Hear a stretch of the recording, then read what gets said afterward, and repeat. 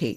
रजत के 2 बच्चे थे, लेकिन जब से माँ बाप गुजरे तब से दोनों भाइयों में अनबन रहने लगी और रजत अपने बच्चों के साथ अलग घर में रहने लगा। रोहन ने स्नेहा से शादी कर ली। एक दिन रोहन बोला, स्नेहा, मैं तो ऑफिस चला जाता हूँ पूरे दिन के लिए। अकेले में कैसे मन लगता है तुम्हारा? क्या करूं, सबकी सास होती है जिनकी नोक झोंक से उनका समय कट जाता है। मेरी तो सास भी नहीं है। आपकी वो मौसी भी अकेली रहती है ना, आप उन्हें यहाँ क्यों नहीं बुला लेते? आखिर आपकी मौसी भी तो मेरी छोटी सास ही लगेंगी। अरे ना बाबा ना, मौसी तो वहीं ठीक है। अगर मेरी मौसी यहाँ आ गई तो तुम्हारे घर छोड़ने की नौबत आ जाएगी। मुझे डरा रहे हो? ऐसे क्या वो मुझे खा जाएंगी? अरे रहने ही दो, मौसी जी से तो राम ही बचाए। मौसी के आने का मतलब है कयामत आना। पता नहीं, आप तो ऐसे डरते हो जैसे आपकी मौसी ना हुई कोई भूत हो। अरे अभी तुम उनसे मिली नहीं हो ना, जिस दिन मिल लोगी उस दिन तौबा कर लोगी। कई साल बीत गए, स्नेहा के 2 बच्चे भी हो गए, लेकिन कभी मौसी से मिलना नहीं हुआ। लेकिन घर में जब भी उनका जिक्र होता था, स्नेहा बड़े उत्साह से उनकी कहानियां सुनती थी। एक दिन रोहन ने स्नेहा से कहा, स्नेहा, जल्दी जल्दी से इस घर का हुलिया ठीक करो, मेरी मौसी आ रही हैं। अरे वाह, आज इतने सालों बाद आपकी मौसी आ रही हैं। कोई बात नहीं, आने दो। मेरी तो उनसे मिलने की बहुत इच्छा है। मौसी का भूत जल्दी उतर जाएगा, मैं चला उन्हें लेने। हड़बड़ाहट में रोहन उन्हें लेने रेलवे स्टेशन पहुंचा। मौसी जी, चरण स्पर्श। मौसी बोली, कहाँ था नालायक, मैं कब से इंतजार कर रही थी। चल, अब मेरा मुंह क्या देख रहा है, सामान उठा और जल्दी चल। मौसी घर में चारों तरफ देखते हुए बोली, ये घर कभी मेरी बहन का होता था, अब तो कोई पूछता ही नहीं। हाँ। ये क्या मौसी जी, आपका घर है, जब मन करे तब आ जाओ। मैंने कब कहा तेरी बीवी का घर है? आखिर बहू है कहाँ? बुलाता हूँ मौसी जी। स्नेहा, जल्दी बाहर आ जाओ, देखो मौसी जी आई हैं। स्नेहा आई और बोली, नमस्ते मौसी जी। मौसी बोली, नमस्ते, थोड़ा झुकना नहीं सिखाया माँ ने?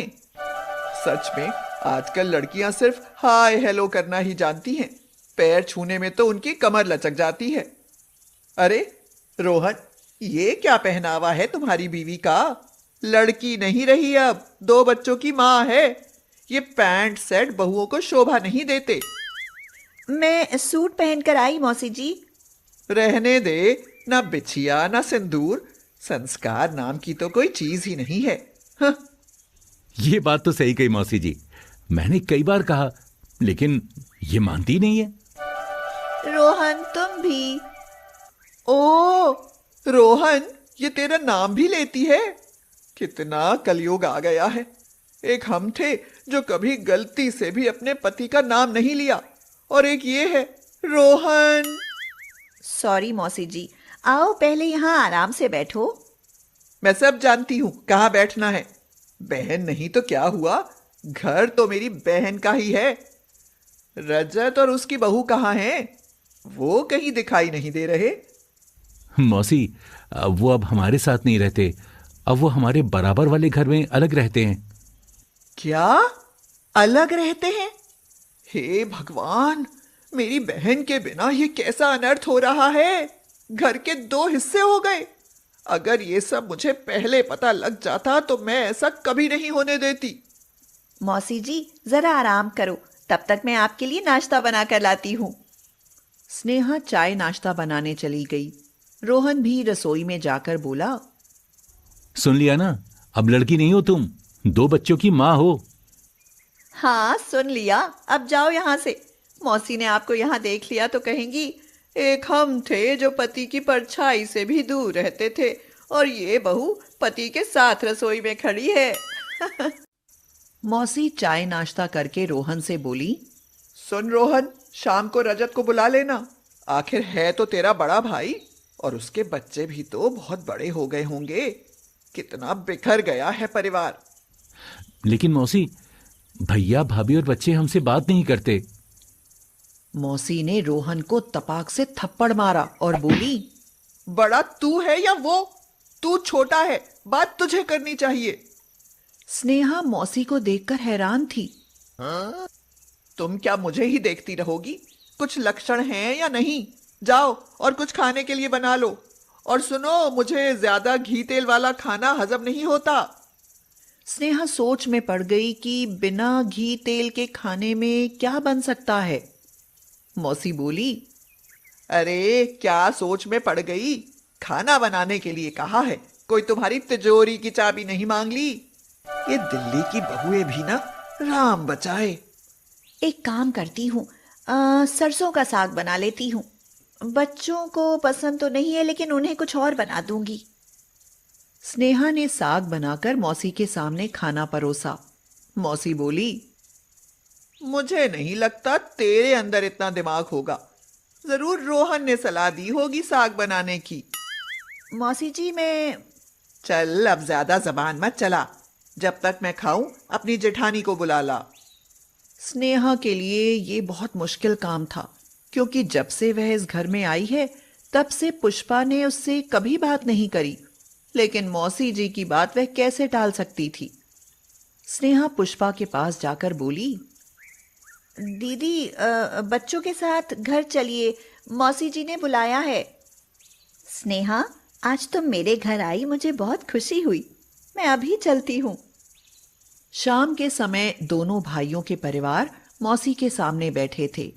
मौसी बोली, आज ये परिवार पूरा लग रहा है। पुष्पा, जरा अपने हाथों की वही इलायची वाली चाय तो बनाकर पिलाओ जो पहले पिलाती थी। लेकिन मौसी जी, ये तो स्नेहा की किचन... किसकी किचन? स्नेहा की। अपने मायके से नहीं लाई थी वो। तुम चाय बनाओ, देखती हूँ ये कैसे मना करती है। और सबके लिए बनाना। किसी ने पीने से मना किया तो मैं अभी यहां से चली जाऊंगी। हाँ। पुष्पा के साथ स्नेहा भी सामान देने रसोई में जा पहुंची। स्नेहा बोली, दीदी, बड़ी अजीब है मौसी जी। ये ऐसी ही हैं। इनके सामने तो मम्मी जी भी नहीं बोलती थी। अब जल्दी चाय लेकर चलो, नहीं तो यहीं आ धमकेंगी। रात के समय सब लोग बैठकर मौसी जी की मजेदार कहानियां सुनते रहे और यहां तक सबका बिस्तर भी मौसी के पास हॉल में ही लगा। रोहन बोला, यार तंग आ गए मौसी जी से। पता नहीं कब जाएंगी। 2 सप्ताह हो गए, ये तो जाने का नाम ही नहीं ले रही हैं। आपको इसके अलावा कुछ और नहीं दिखाई दे रहा?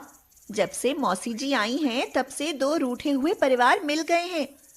हम सब साथ समय गुजारते हैं, एक दूसरे से बातें करते हैं। जानते हो, हमारे संस्कार जैसे कहीं खो गए थे। मौसी जी ने उन्हें फिर से लौटा दिया है। सही कह रही हो स्नेहा, इस बात का तो मैंने कभी विचार ही नहीं किया। रात को मौसी बोली, कल मैं वापस जा रही हूं।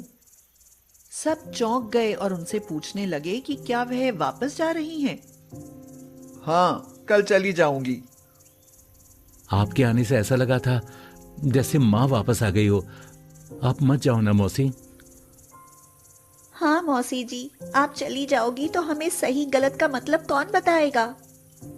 बच्चे भी बोले, दादी जी, फिर हमें कहानियां कौन सुनाएगा? सारे के सारे ही नालायक हो। भगवान के नहीं, अपने घर जा रही हूं। जाना तो पड़ेगा ही। पुष्पा, मेरे लिए भरवा करेले बना देना। और स्नेहा, मेरी सारी साड़ियां बढ़िया से इस्त्री कर दे। मौसी के जाने से मन में खुशी होनी चाहिए थी, लेकिन फिर भी सबकी आंखें नम हो गईं। अगली सुबह मौसी तैयार हो गई। सब उन्हें गाड़ी में बिठाने रेलवे स्टेशन पहुंच गए। मौसी बोली, नालायको, ये रोनी सूरत क्यों बनाई हुई है? मैं फिर आऊंगी। स्नेहा ने कहा, मौसी जी, मैं आपको बहुत मिस करूंगी। अब मस्का मत लगाओ, मैं नहीं रुकने वाली। और फिर मौसी ट्रेन में बैठ गई और ट्रेन चल पड़ी।